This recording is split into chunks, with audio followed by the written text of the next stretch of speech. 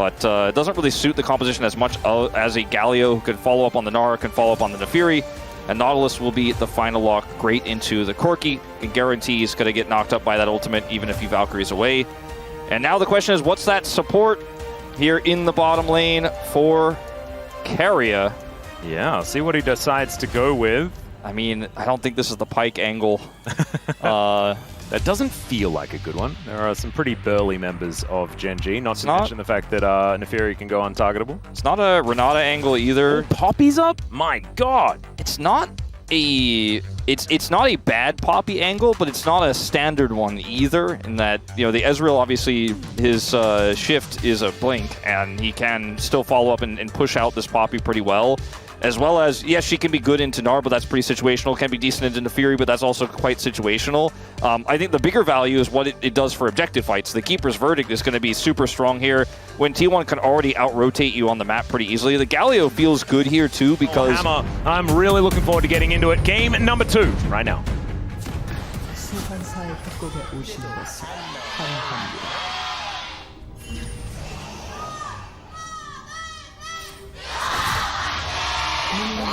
Oh man, it is deafening here in Lore Park. As already Doran and Keen scuffling momentarily.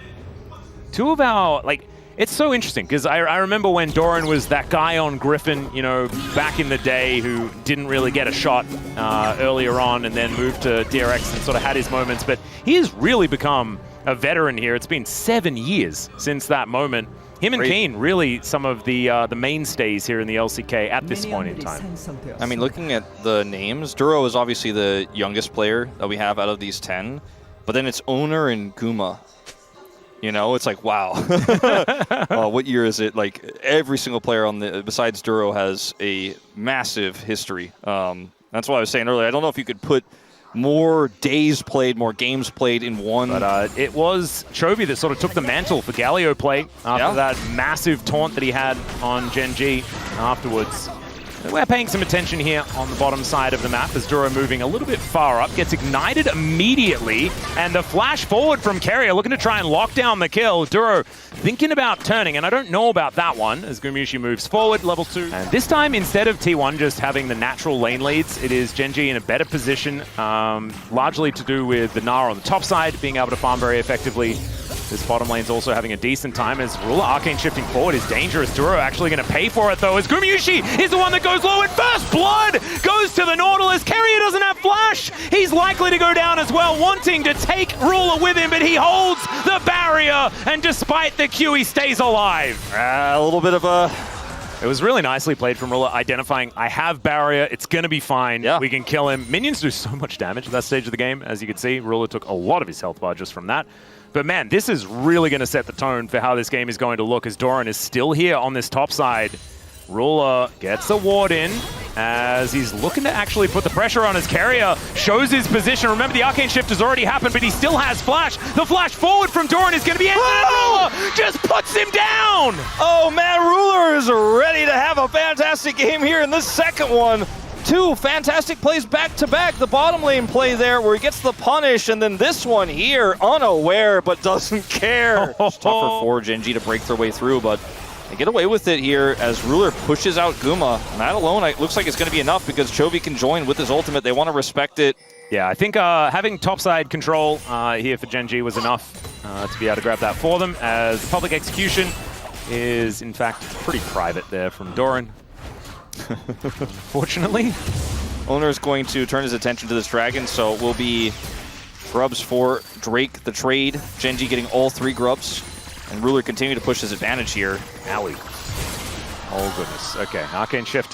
Gumushi down to 300. Is at least underneath his turret with a barrier at the ready and a Keria to try and help out. Keria needing to get a little bit of experience, I'm pretty sure, although he's very, very close to level 5. As Canyon does hit that level 6 mark, and the Dragon will be going over to Owner, no worries. Of course, this is a composition that does really want to hit level 6 on the side of T1.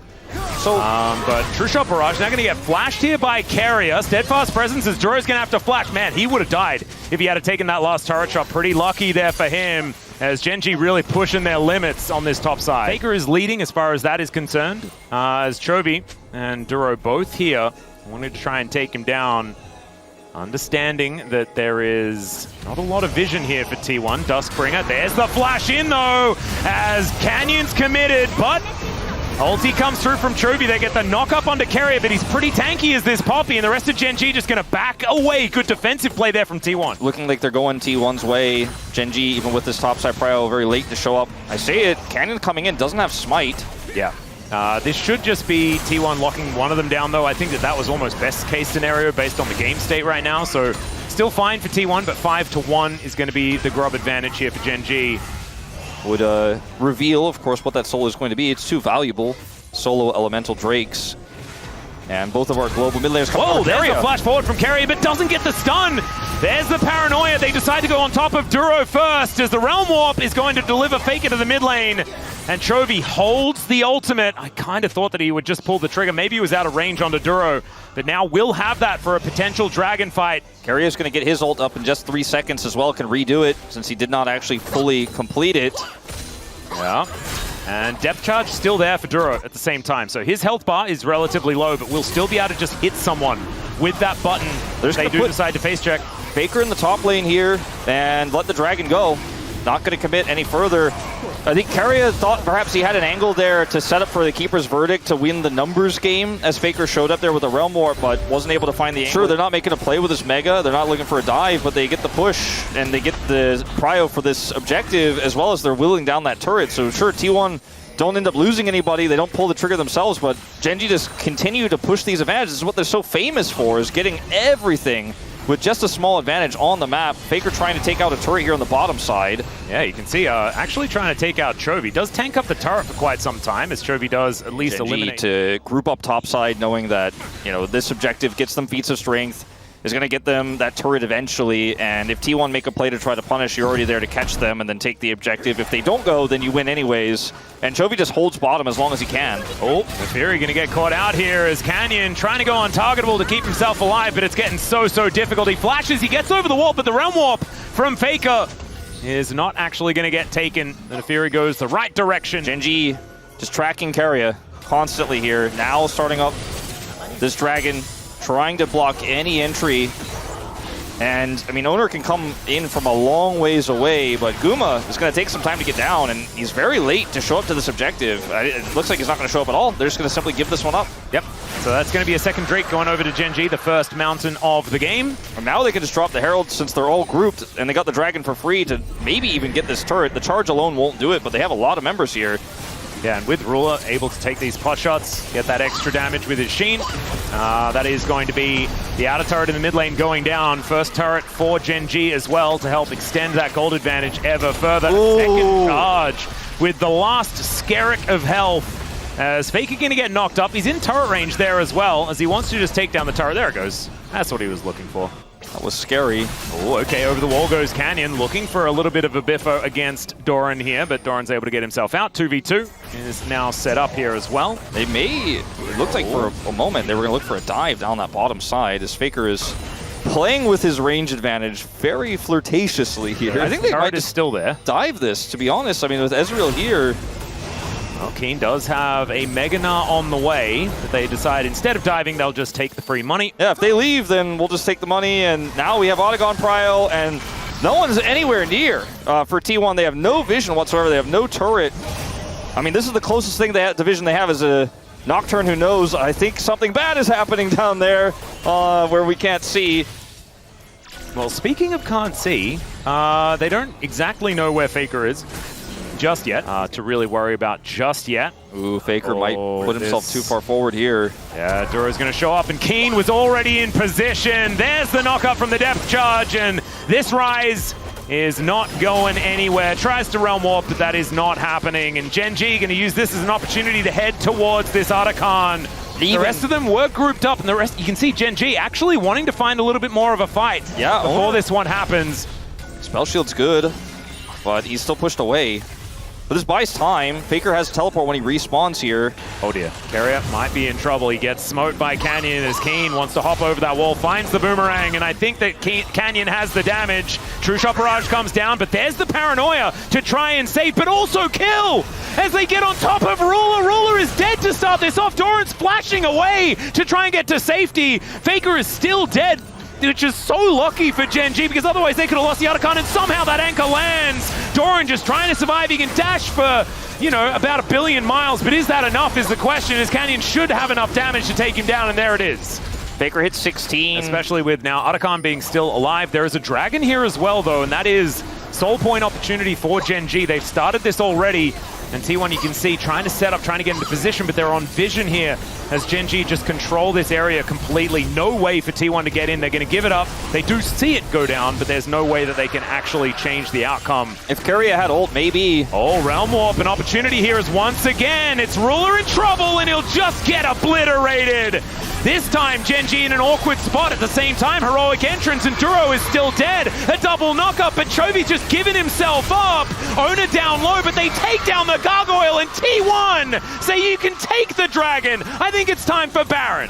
Okay, they're going to look for this turret as well. A little bit greedy, not quite able to get it, and some extra damage does go on to Keria. Owner fairly low here, and of course doesn't have his ultimate, but they're going to start this up just the same. Ruler is up in 20. Chovy's so long away from respawning that there's no way he's going to be able to TP, and they just need to have a little bit of defense against Canyon. Yeah, Keeper's Verdict is going to miss, as now let's see whether they can actually hold on to this. It's so dangerous. Meganar is almost there for Keen. He does get it, but it does not do enough. Canyon gets into the pit, goes untargetable, picks up one, but that is it, and T1 will take the Baron.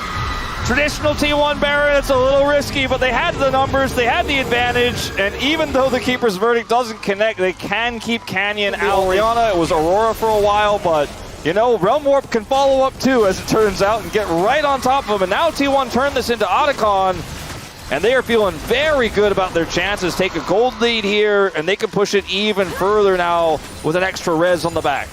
Yeah, this is a real turning point in this game in every sense of the word, because now they do have that gold advantage. With the Otacon as well, they can push with this Baron so aggressively. 2 minutes left. Rebel Baron power play already ticking above just the baseline amount of gold that you get. Outer turret in the mid lane, going to be taken here by Doran most likely, as True Shot Barrage just to try and take down this empowered siege minion that's really being frustrating. Winds of War not nearly enough to take that down, and Doran, as we were talking about, just gets to work. T1 sieging, having Owner on this flank. Oh, another moment for Ruler, unfortunately, in that mid lane. He's just taken out Keen, soaks up a lot. We don't really have the withdraws coming in just yet, as I don't know about that one, but still, they dive in. It's a great hook to try and answer, and the Justice Punch is there. The 3-man taunt from Chovy, but remember, he's just picking up little bits of 200 gold from T1, who are now breaking open the Gen.G base. Look at that Rebel Baron power play just explode. 5,300 is the number, as Keen, nothing he can do. Doran dashing around. He can go home if he'd like to. Faker in here as well as Canyon, wanting to try and take him down, but the damage has been done, ladies and gentlemen. Happy 12 Faker, 3-1-5. He was the only gold lead, and now everyone has one. And here comes that cross of the members who were in the mid lane just moments before getting that other pick. And Chovy, he does work, but it's not enough, and this might be the beginning of the end of the game. Wow, this is the first team fight the Ruler's actually been able to play. He does manage to send someone home. Keeper's Verdict going to get charged up here by Keria, but does instead decide to cancel it. Okay, I was pretty happy to see Ruler not just instantly dead at the beginning of a team fight. Might be a bit more of an honest one. As you can see, the gold falling off a cliff. Now, there's one lesson that Gen.G needs to learn, and that is Ruler does not be the guy who stand by himself. No. Stand near Chovy. We need him to stand near everyone at the same time, so that this Nocturne cannot just press R. It's a valuable ward there for Keen and Ruler. Oh, Dredgeline going a little bit wide there as Keria gets in another time, but this time Ruler's able to get out of the way of the public execution. Can he get the damage down? The taunt is fantastic, but Gumayusi gets on top of him. They take down the Nocturne first, so it's Gen.G finding the team fight. Keen gets in, wallops Gumayusi, who cannot get the DPS, and now he's the only man standing. Gen.G 5 find an angle and fight back. What a beautiful fight from Gen.G, and it's Carry who starts it off with a knock-up there. Then they look for the follow-up CC. Base in tatters here for Gen.G, but they pick up the soul off of this and will return home to defend this base. Saying, I decide now that you die. And perhaps that's something worth looking into. But as we can see here, under 2,000 gold, now the lead once again is Ona, possibly caught out. He's got a GA, but he doesn't want to lose that cooldown. True Shot Barrage coming in as Canyon dives on top. They used the paranoia as well, but now Carrier looking for an angle. Chovy finds the taunt, but only onto one as Doran gets into that backline on top of Ruler. But now he's got friends, now he has backup, and even though Canyon falls down, the carries are left alive. And Ruler gets the last laugh in this one. Canyon getting on top of the backline there, on top of Faker and Guma. They couldn't actually offer any damage there when the turn came through. So Ruler's incredibly low, but they can't finish him. Such a huge problem because Chovy can TP in, and then looking for a turn on this during the GA is just not possible with a Galio coming on top of these members. You see Carrier so desperately wants this. Chovy just comes in, they taunt him. Doran is a little bit late to come through here, gets on the Ruler alone, but look, there's no follow-up. Why? Because Canyon keeps Guma and Faker busy, so even though Doran does a ton of damage, he alone cannot kill Ruler, and defensively they win the fight. But without Canyon, he can make a lot of plays here. Keen, Wit's End, also makes him very difficult to kill. You know, Faker's not doing that much to him. And with the siege here, slow and steady, looking for the 4-1 here to try to push onto these inhibitors. All right, Canyon and Ona just trading some shields out. As Canyon will be able to clear out this control ward. It's so difficult to actually engage here as T1 to find any sort of angle. Faker just walking up, seeing whether he can put some pressure on. Just one cannon minion here buffed up by the Baron is starting to siege up, but it's fairly slow push here for Gen.G. Yeah. He's trying to keep them busy for as long as possible. You can see this line of wards that Gen.G has. If they keep them here for long enough, then they will have so much control over the Elder Drake. They're obviously looking pretty far forward here as the Fear Tether is going to line up onto Duro as underneath the turret they go. Doran is so incredibly low and still ticking down from that bleed, and that is going to be the turret falling. Keen now trying to get himself out of there. Look at that huge shield that he picks up with Hysterics. That's now on cooldown, and he's got the Mountain Soul as well, of course. Inhibitor goes down, just war of attrition here being won by Gen.G. They transition it immediately into this turret. Doran doesn't find the public execution, and True Shot Barrage is going to do so much work. Keen diving on in. I don't know about that one. Heroic Entrance, though, gets Chovy right on top, and they've tried to split up this fight, and Ruler is untouched in the backline. Faker goes golden, but is he going to survive for long enough? He flashes to get a kill onto a Nautilus, but that is not going to change the fates of T1 here. They're looking to try and end it right now, but Carrier says no. He's just getting them out of there. Chovy goes golden. Carrier is likely to die, but Canyon is so incredibly low, and it's in fact Chovy that falls down. These Mystic shots are so dangerous. Gumayushi and Doran both falling to the hands of Ruler, who only has a Nexus turret in his way before game number 3. Yep. Ruler says, sorry to keep you waiting. I'm back, and you thought you could defend. You thought that was the end of it. Certainly not. Oh, the shot! Oh, there it is. Gets the snipe onto Carrier. Now, the base survives for now as Baron fades away. Elder is live, and T1 are nowhere near it. They do manage to get some vision. They spot out that Gen.G's doing it. Gen.G wanting to catch them, not wanting to go for any sort of burger flip here, as you can understand. As Doran looks for Chovy, they kept this one leashed. Paranoia comes in, and they dive in. Ona gets there towards the Dragon, but Chovy is right there waiting for him. It's Duro that takes down Gumayushi to start this off, and Keen wasn't even here. Ruler takes out, but the Poppy and the Elder goes down. Faker gonna get eaten by a Dragon, and Gen.G, of course they are. They're gonna bring us to a game 3 in this absolutely ludicrous first series between Gen.G and T1 of LCK 2025. What a banger this series has come to be. We've got one more in the tank. Gen.G, they had great control from the beginning, a massive lead from Ruler, but they had to fight their way back after T1 wrestled control away from them. Such resilience in a